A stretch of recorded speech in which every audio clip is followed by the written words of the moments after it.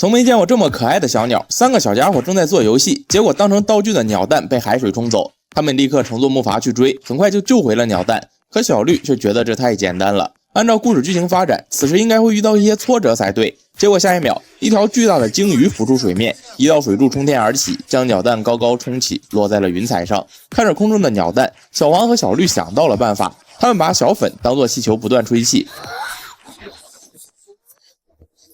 结果吹得太大，居然直接飘到了太空。好在防漏气的绳子被卫星扯掉，他们才得以重返地球。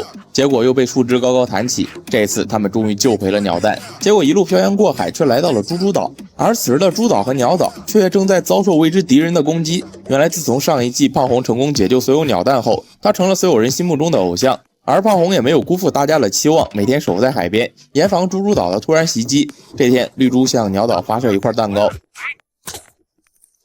于是胖红带着伙伴们利用弹弓还回去了一瓶番茄酱。绿猪拿起放大镜，利用折射的阳光烧掉小丑鸟手里的气球，气哭了一群小鸟宝宝。胖红彻底忍不了了，他找来大红，几人叠在一起，重重的跳进海里，掀起巨大的海浪，直直的冲向猪猪岛，一下子淹没了他们。没想到绿猪更是绝，直接送来了大礼包。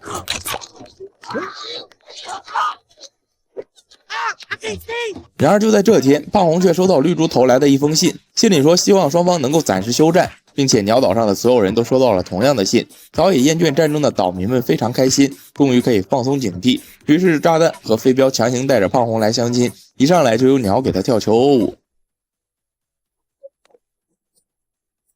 然而胖红对这些并不感兴趣，他回到家失魂落魄地躺在地上，想起小时候被周围人孤立的场景。自从当上了岛上的英雄，大家才开始注意到他，而如今双方休战，恐怕他再也不能过着众星捧月的生活了。就在这时，门铃突然响起，胖红躺在地上滑动身体去开门，门外竟然是绿猪。就在前不久，猪岛无缘无故遭受攻击，这让他们很疑惑，用望远镜一看，竟然是来自另一座未知小岛。他只好去找胖红商量合作。绿猪拿着照片递给胖红，经过他几天的调查，那座岛里居住着老鹰冰女王，环境非常恶劣，常年下雪，就连洗澡刷牙都只能用冰块，所以他们想换个环境生活，决定霸占猪岛和鸟岛。胖红一听来劲儿了，只要拯救世界，那就能继续被大家追捧，他毫不犹豫答应了下来。他们先找到炸弹帮忙，然后找到速度魔鬼飞镖，最后来到无敌神鹰洞穴里。没想到神鹰一看到鹰之岛的照片就吓跑了，大家并没有当回事。接下来最重要的是需要一名脑力天才，搞清楚对方的火山武器是怎么运行的。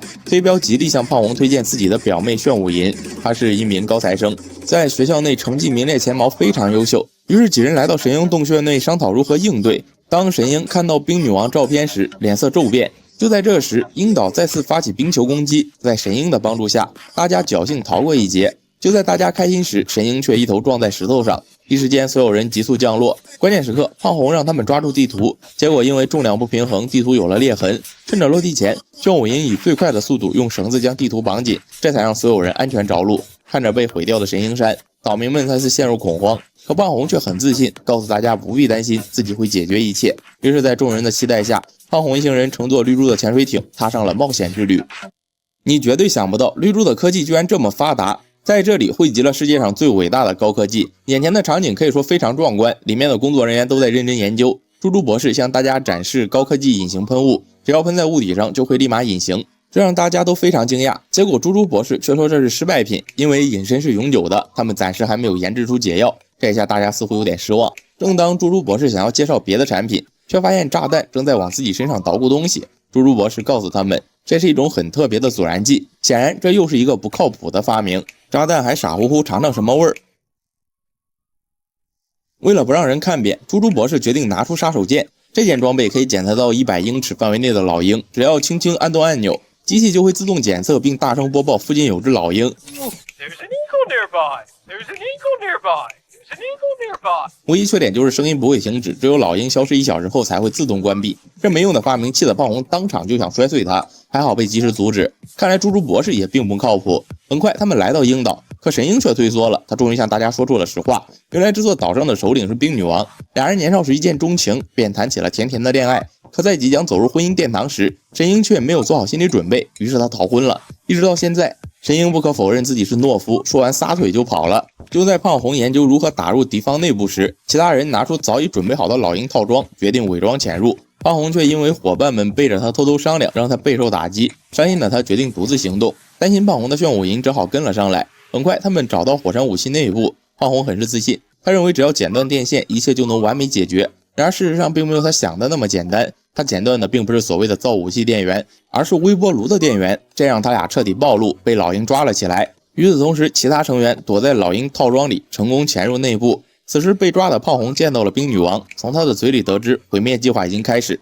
，10分钟后两岛的居民就会化为灰烬。听到这儿，愤怒的胖红有点愤怒，他痛斥女王丧尽天良，可冰女王却毫不在意，认为自己已经给他们逃离的机会了。这时胖红才意识到，都是自己的自负才让大家陷入危机，这下该如何是好？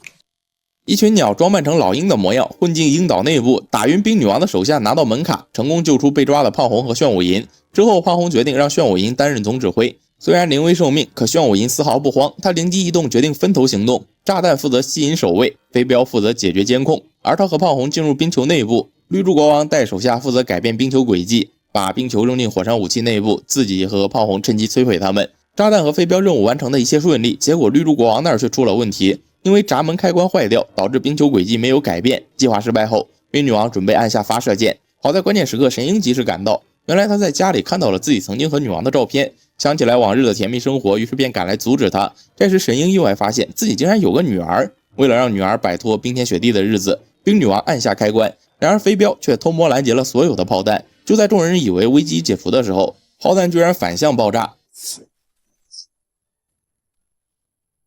爆炸过后，冰女王发现女儿竟然不见了，悲伤万分的她意外发现，原来是神鹰用身体护住了女儿。故事的最后，冰女王原谅了神鹰，放弃了计划，在猪猪和小鸟们的祝福下和神鹰结婚了，而胖红也收获了属于自己的爱情。电影到这里就结束了。这是一部从游戏改编而来的搞笑动画，人物性格很鲜明，其外形很符合自身性格。其中我最喜欢的小鸟是飞镖和炸弹，因为这两个小鸟的形象既有趣也很乐观，也能和其他小鸟打成一片。让我感触最深的小鸟就是胖红，因为某些原因，胖红强迫自己将所有希望强加到自己的身上，只是为了自己被别人喜欢。他受够了孤独，希望用自己的努力来赢得别人的喜欢。他害怕失去，他很享受那种被人们需要的感觉。因为这种自己给自己的压力，他将自己摆在一个很高的位置上，不会表达自己的同时，也就拒绝了别人的友好建议。这点可以从他们一对小鸟潜入鹰岛看出来。总结来说，就是害怕失去别人的关爱，再通俗一点来讲就是缺爱。